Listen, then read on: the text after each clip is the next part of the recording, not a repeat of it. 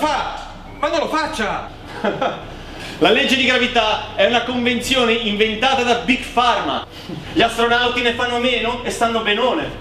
Noi non siamo contro la legge di gravità. Vogliamo solo essere liberi di accettarla oppure no. Ciao!